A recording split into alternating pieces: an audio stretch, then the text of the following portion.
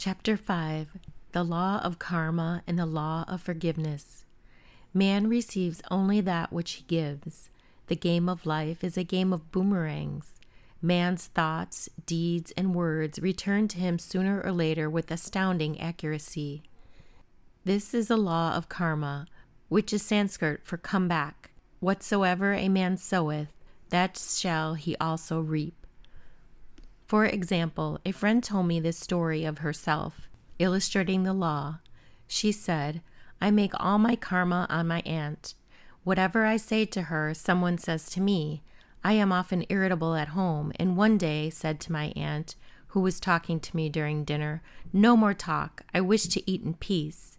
The following day I was lunching with a woman with whom I wished to make a great impression. I was talking animatedly when she said, no more talk, I wish to eat in peace. My friend is high in consciousness, so her karma returns much more quickly than to the one on the mental plane. The more man knows, the more he is responsible for, and a person with a knowledge of spiritual law, which he does not practice, suffers greatly in consequence. The fear of the Lord, law, is the beginning of wisdom. If we read the word Lord, law, it will make many passages in the Bible much clearer. Vengeance is mine, I will repay, says the Lord, law. It is the law which takes vengeance, not God. God sees man perfect, created in his own image, imagination, and given power and domination.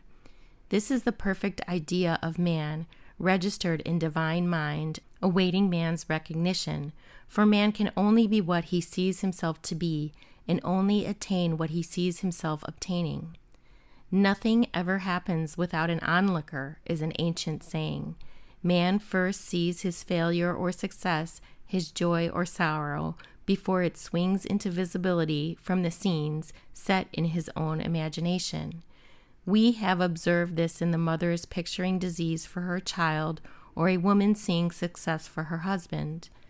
Jesus Christ said, and ye shall know the truth, and the truth shall make you free. So we see freedom from all unhappy conditions comes through knowledge, a knowledge of spiritual law. Obedience precedes authority, and the law obeys man when he obeys the law. The law of electricity must be obeyed before it becomes man's servant. When handled ignorantly, it becomes man's deadly foe. So with the laws of mind. For example, a woman with a strong personal will wished she owned a house which belongs to an acquaintance, and she often made mental pictures of herself living in the house. In the course of time, the man died and she moved into the house. Several years afterwards, coming into the knowledge of spiritual law, she said to me, do you think I had anything to do with that man's death? I replied, yes, your desire was so strong, everything made way for it, but you paid your karmic debt. Your husband, whom you loved devotedly, died soon after, and the house was a white elephant on your hand for years. The original owner, however, could not have been affected by her thoughts had he been positive in the truth, nor her husband, but they were both under karmic law. The woman should have said, feeling the great desire for the house, infinite intelligent, give me the right house, equally as charming as this, the house which is mine by divine right. The divine selection would have given perfect satisfaction and brought good to all. The divine pattern is the only safe pattern to work by. Desire is a tremendous force and must be directed in the right channels or chaos ensues. In demonstrating, the most important step is the first step, to ask a right. Man should always deem only that which is his by divine right. To go back to the illustration, had the woman taken this attitude, if this house I desire is mine, I cannot lose it. If it is not, give me its equivalent. The man might have decided to move out harmoniously had it been the divine selection for her, or another house would have been substituted. Anything forced into manifestation through personal will is always ill-got and has ever bad success. Man is admonished, my will be done, not thine, and the curious thing is, man always gets just what he desires when he does relinquish personal will, thereby enabling infinite intelligence to work through him. Stand ye still and see the salvation of the Lord. Law. For example, a woman came to me in great distress. Her daughter had determined to take a very hazardous trip, and their mother was filled with fear. She said she had used every argument, had pointed out the dangers to be encountered, and forbidden her daughter to go, but the daughter became more and more rebellious and determined. I said to the mother, "You are forcing your personal will upon your daughter, which you have no right to do, and your fear of the trip is only attracting it, for man attracts what he fears." I added, "Let go and take your mental hands off. Put it in God's hands and use this statement. I put this situation in the hands of infinite love and wisdom. If this trip is the divine plan, I bless it and not longer resist. But if it is not divinely planned, I give thanks that it is now dissolved and dissipated." A day or two after that, her daughter said to her, "Mother, I have given up the trip," and the situation returned to its native nothingness. It is learning to stand still which seems so difficult for man. I have dealt more fully with this law in the chapter of non-resistance. I will give another example of sowing and reaping, which came in the most curious way. A woman came to me saying she had received a counterfeit $20 bill given to her at the bank. She was much disturbed, for, she said, the people at the bank will never acknowledge their mistake. I replied, "Let us analyze the situation and find out why you attracted it." She thought a few moments and exclaimed, "I know it. I sent a friend a lot of stage money just for a joke." So the law had sent her some stage money, for it doesn't know anything about jokes. I said, "Now we will call on the law of forgiveness and neutralize the situation."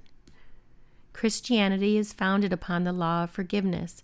Christ has redeemed us with the curse of the karmic law, and the Christ within each man is his Redeemer and salvation from all inharmonious conditions. So I said, "Infinite Spirit, we call on the law of forgiveness and give thanks that she is under grace and not under law, and cannot lose this $20 which is hers by divine right." Now I said, "Go back to the bank and tell them fearlessly that it was given to you there by mistake."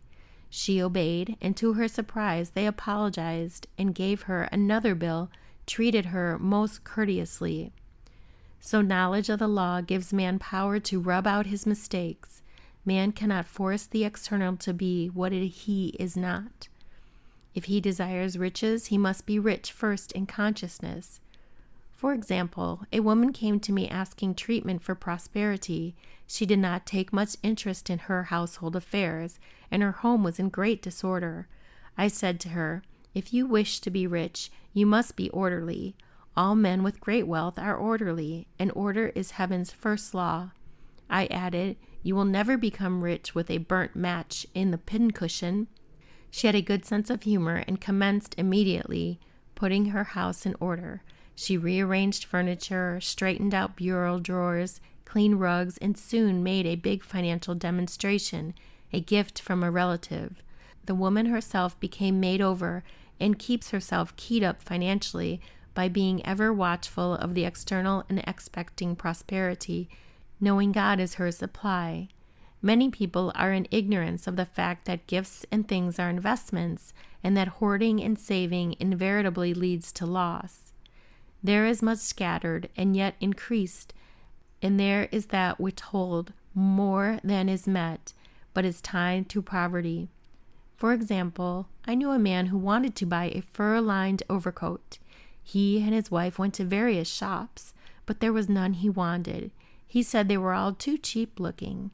At last, he was shown one.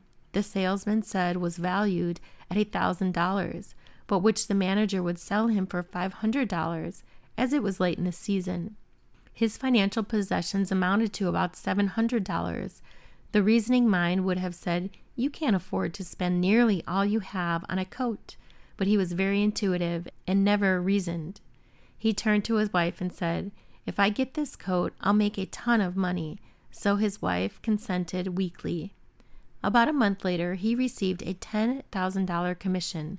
The coat made him feel so rich, it linked him with success and prosperity. Without the coat, he would not have received the commission.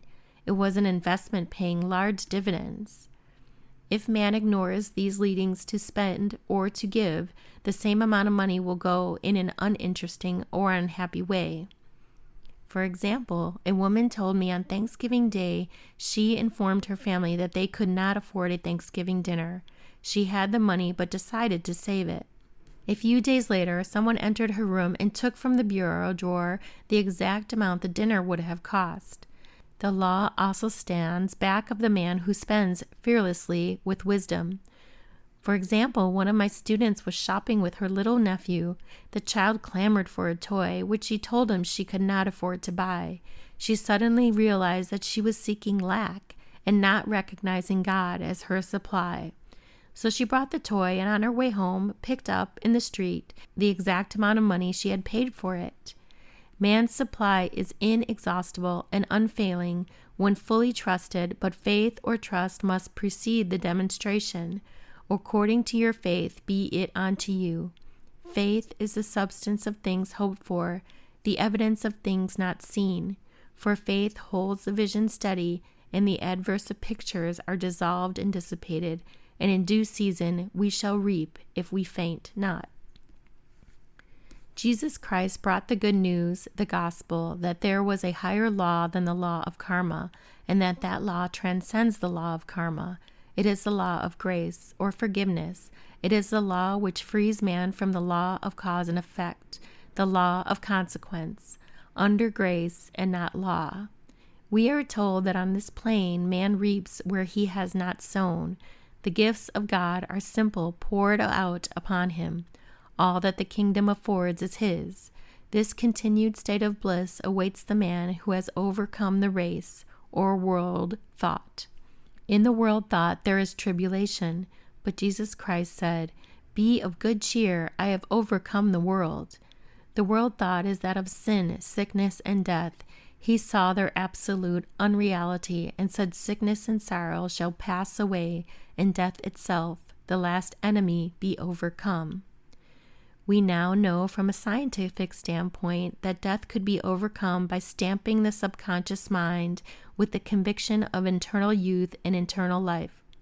The subconscious, being simply power without direction, carries out orders without questioning. Working under the direction of the superconscious, the Christ or God within man, the resurrection of the body would be accomplished. Man would no longer throw off his body in death. It would be transformed into the body electric, sung by Walt Whitman, for Christianity is founded upon the forgiveness of sins and an empty tomb.